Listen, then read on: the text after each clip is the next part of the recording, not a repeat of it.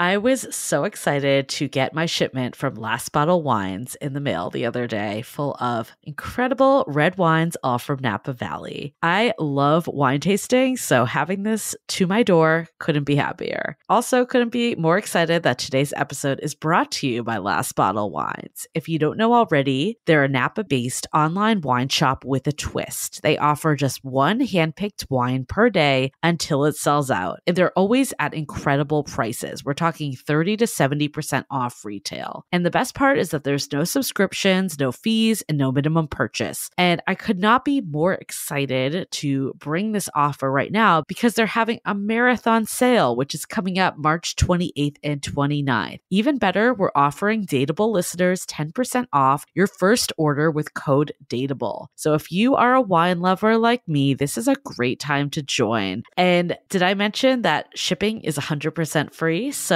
what are you waiting for? Mark your calendar for March 28th and 29th, or get on it earlier if you want. You can sign up at lastbottlewines.com and use code DATEABLE and find out why Last Bottle is the most fun way to discover and buy amazing wine. This episode is made possible by Armoire. Armoire makes getting dressed easy. With a clothing rental membership from Armoire, build the perfect wardrobe with brands that are high quality, unique, and recommended just for you. All you have to do is take a 5-minute style quiz and select items from your dynamic, personalized closet. The styles show up at your door in as little as 2 days. Then when you're ready for new clothes, just swap them out. Listen, I live in Southern California. There is absolutely no need for puffer coats or any sort of those winter jackets. But when I travel anywhere else in the world in these cold months, I'm often burdened with the task of getting winter clothes. And now with Armoire, I can just rent my winter wardrobe. It's brilliant. Right now, our listeners can give Armoire a try and get up to 50% off their first month. That's up to $125 off. Just visit armoire.style/dateable. That is armoire.style, spelled ARMOIRE.style/DATEABLE to get up to 50% off your first month and never worry about what to wear again. Try Armoire today.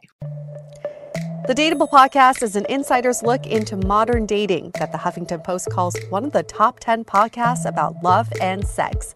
On each episode, we'll talk to real daters about everything from sex parties to sex droughts, date fails to diaper fetishes, and first moves to first loves. I'm your host, Yue Xu, former dating coach turned dating sociologist. You'll also hear from my co-host and producer, Julie Krafchick, as we explore this crazy dateable world. It's time for Brunch Talk. Welcome to a new episode of Brunch Talk, and happy Saturday or Sunday. Yep. You know, I feel like I normally don't schedule in advance, but because I was away last week, I did all my due diligence, scheduled everything a week in advance, and then fucked up the date. I don't think anybody noticed. And if you noticed and you got Brunch Talk released to you on Saturday, I don't think anybody would mind that, because people also get brunch on Saturdays. Yeah, just early brunch last week. You know, we're back to our normally scheduled programming. But if you happen to see the Brunch Talk early, you know, we might just leave it for you if this happens again. We had one listener, one of our moderators, Tony, was like, I'm going to listen before they realize, because I also didn't write the blurb. And he's like, I'm going to listen quick before they realize and take it down. And I'm like, I love that you're so on it. It makes me so happy. That's when you feel like you're in the know, right? When you get an episode released early and there's like a cryptic description of it and you think, ooh, is this a secret episode? The best part is Yue messaged me and she's like, is there a reason that Brunch Talk went out early this week? And I'm like, we have an episode that went live today. Not by design. And I had the worst reception because I was in the middle of nowhere. And I was like, I can barely have any conversation. Like, anything you could do to fix this until I'm back to civilization would be phenomenal. Either way, it all worked out. And there you go. Subscribe and follow us because you never know if you're going to get an episode a day early or maybe a day later. We are keeping you on your toes. We're just keeping you on your toes. Exactly. It's all by design, not error. No way. Anyways, what I love about this brunch talk, it spiraled from last brunch talk. And that's, I think, in my opinion, the best way to keep these topics rolling is when you hear something, have another revelation, send us an email, and then we're ready to go. This is just keep the convo going. And we realize that the more we do these, the more questions you will have because it kind of jogs your memory of, oh yeah, I remember kind of thinking about this. And so it's good. We're here for you all. This is why we're doing this on a weekly basis so we can capture these questions in a timely manner. And again, you can always email us or send us a DM on social media like Instagram, for example. At DATEABLE Podcast. Should we get into the question? Let's get into it. We set it up already? Okay. We set it up, we might as well. A question I've pondered many a times. The question is, is there such a thing as the one? Oof. Yes, we've all pondered this one. But for more context, the listener wrote in and said, "This is my first real relationship. I feel as if I have nothing to benchmark it to. And the best thing I can do is compare them to my friends' relationships. I don't think I'm afraid of starting over," which was our episode last week, "but more afraid of losing a good thing just because of my curiosity in the future." Yeah. How do you know if you're with the one when you don't have anybody to compare this person against or any other relationships to compare this against? And my first inkling is to say, the one doesn't come pre-packaged. You can't just like walk into a store and there's an aisle called the one and you just say, I'll pick the purple one.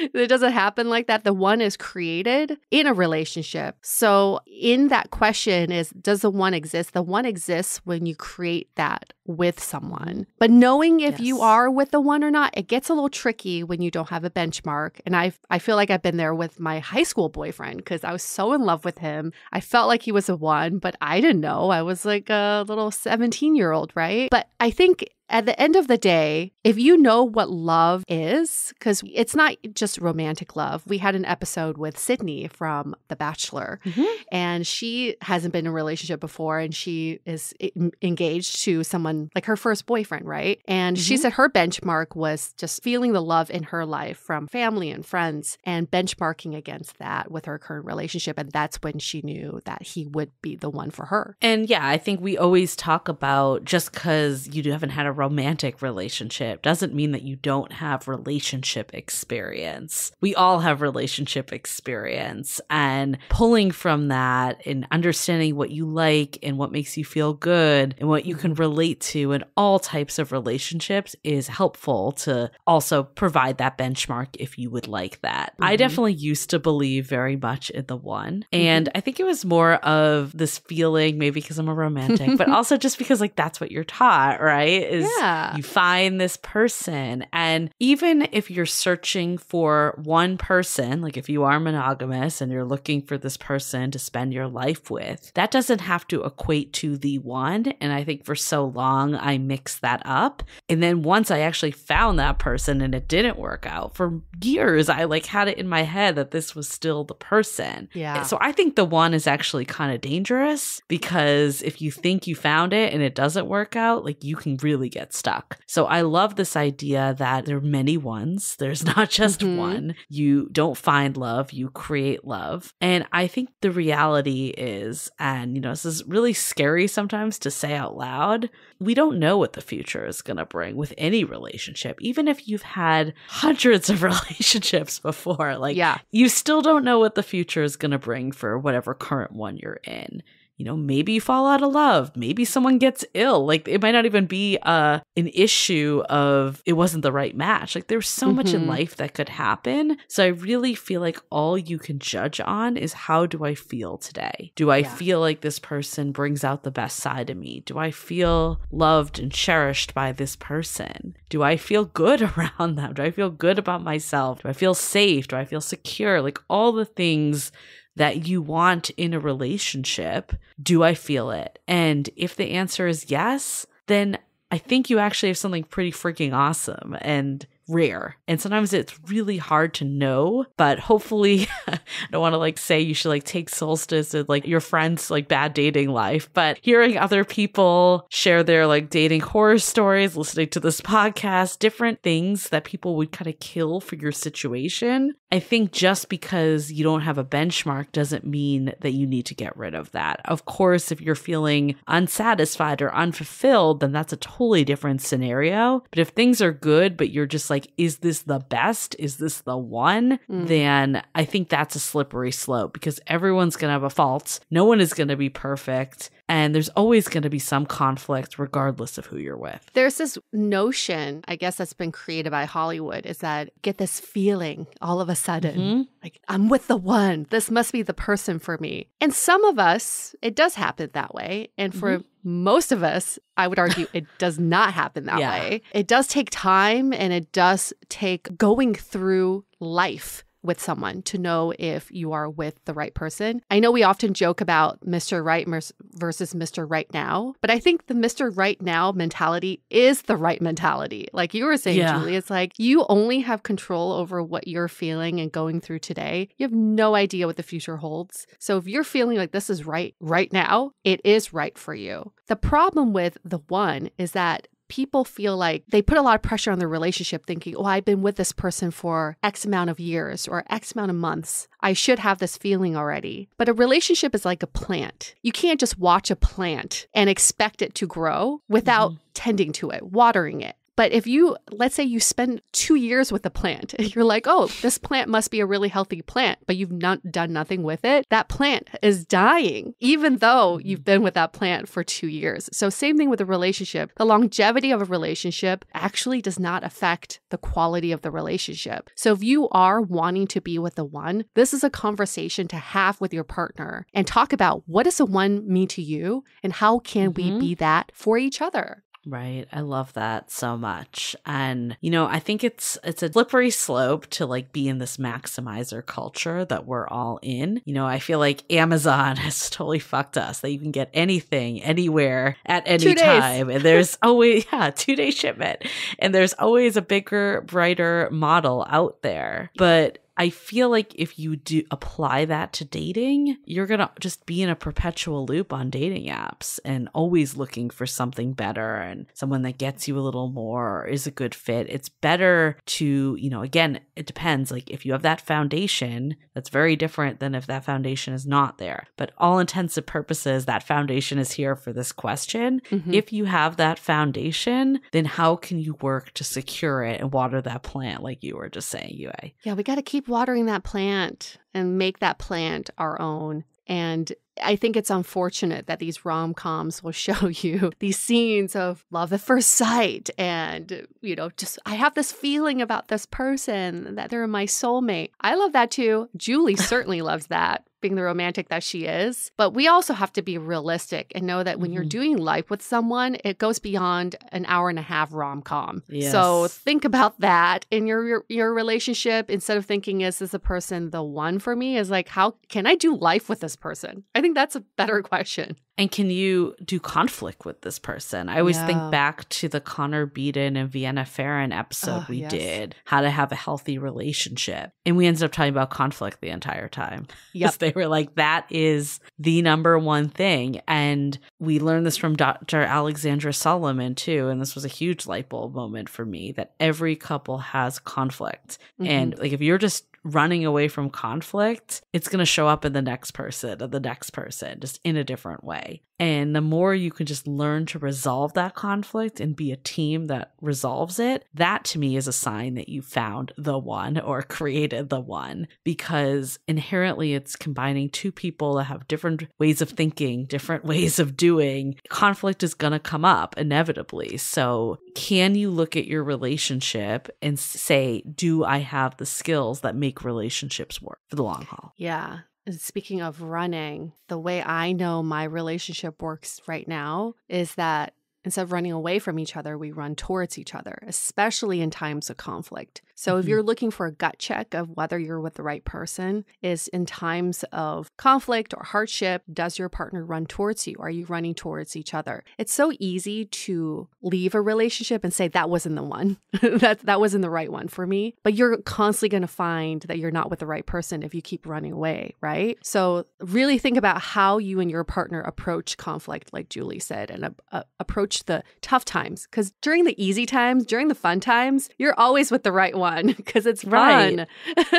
Well, I think that's a really good point too, is like as a relationship progresses, there's more and more of these life moments, you know, like how do you feel? We call it the Sunday test. When you're doing absolutely nothing on a Sunday, you're just sitting on that couch. How do you feel when it's not the new restaurant or the hot bar, like whatever, like something that's more of that external stimulus going on? I think that's a really good benchmark too. Can you just talk about anything? Like, does it have to feel on all the time? Those are all really important traits to look for when you're evaluating if this person could be it for the long haul. So I'm not going to use the word the one. Yeah, there is no the one. There's so many. There's so many people who could be compatible for you. There's also so many people who could be bad for you. And the point of dating is not to find just the one, is to find someone who's willing to do life with you and willing to confront conflicts with you. And that's not everybody. That's why I guess maybe that's why we call it the one, because so few people are willing to go through this. So when you do find someone who's willing to, I guess you can call that quote unquote the one.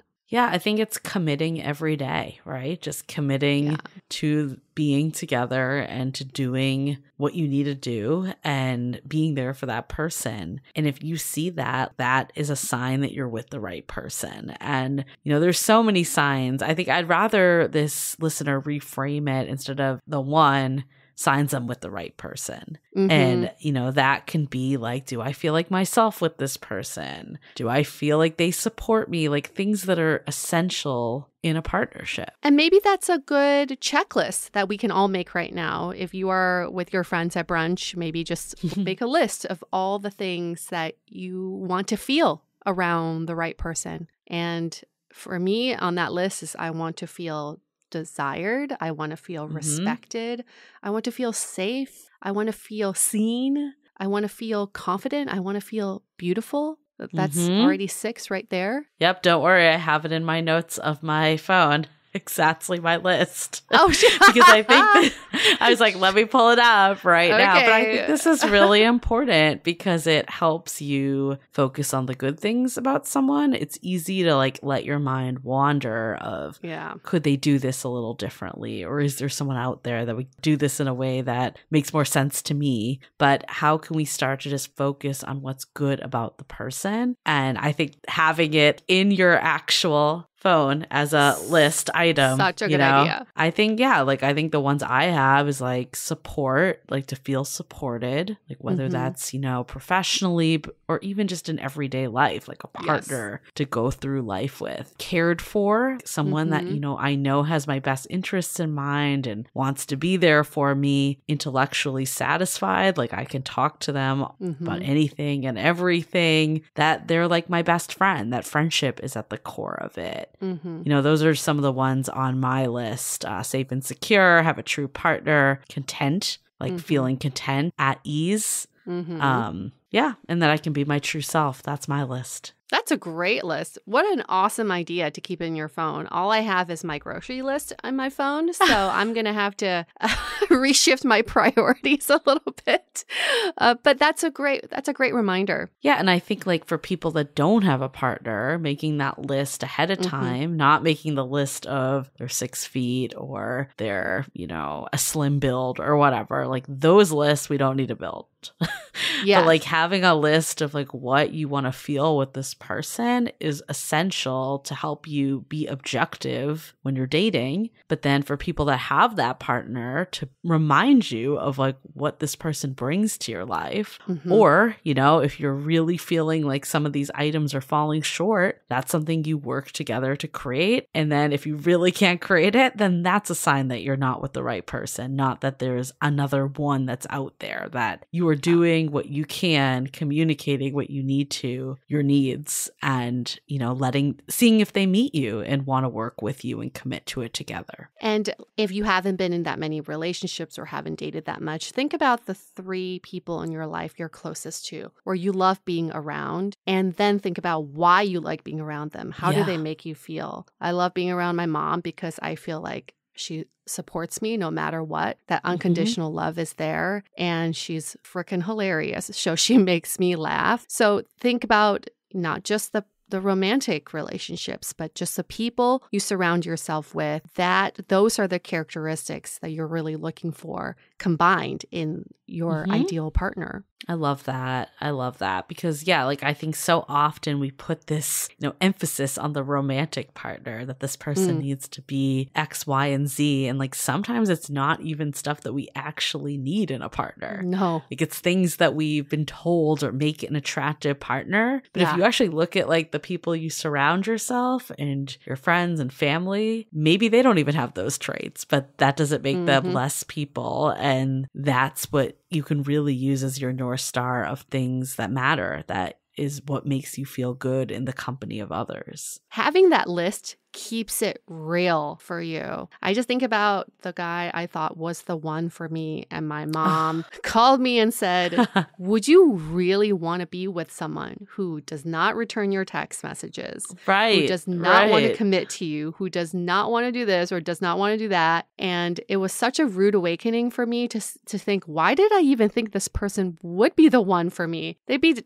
a terrible partner to me. So having that list as your North Star really is a good gut check so you don't derail yourself from your entire love experience. I so wish I had this list when I was too. So hung up on the fact that my ex was the one, because the safe and secure, there, the fact that it was an on again, off again relationship should tell you all, right? Yep.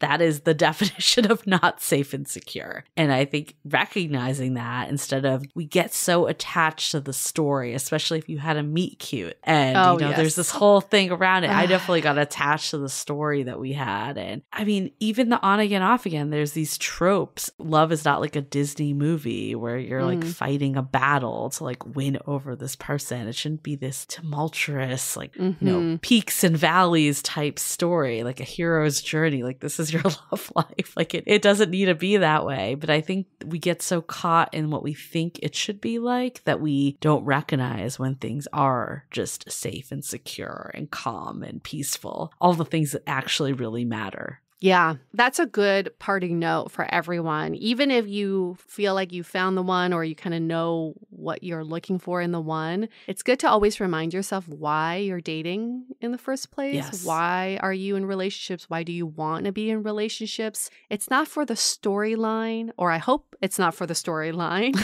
The storyline is fun, but it only goes so far, and it does not carry you through life. I hope that most of us want to be in relationships because we want to share our lives with someone. We want to find someone who is always on our side, our biggest cheerleader, and then we can conquer the world together.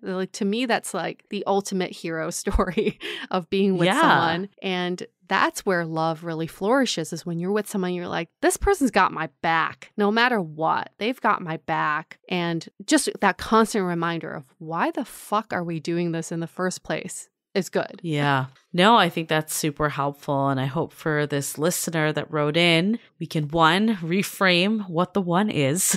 Yep. So that's first and foremost. And second is can there just be a gut check that what's important to you and what is your why for this relationship? If all of that checks out and you feel good today, because that's all you can control, then you are with the right person and you can keep going, hopefully for the long haul. But if that changes, then you address it then, that's all you can really do. I encourage you to tell your partner too. Let them know. Yeah. Shouldn't be one-sided. Hey, I'm feeling like you're really good for me. Do you feel that way too? How can we better support each other? This is an ongoing discussion. We're not just sitting back judging someone and oh, he didn't take out the trash. Not the one. Yeah. No, we gotta communicate. And especially if you haven't had a lot of relationship experience, you can bring it to that as hey, this is where this is coming from. I just don't know, and like let that person be there with you on this journey. Like that's part of it. And like we said, we've heard of a lot of people, this relationship experience. I feel like this continues to be something that's always brought up. And,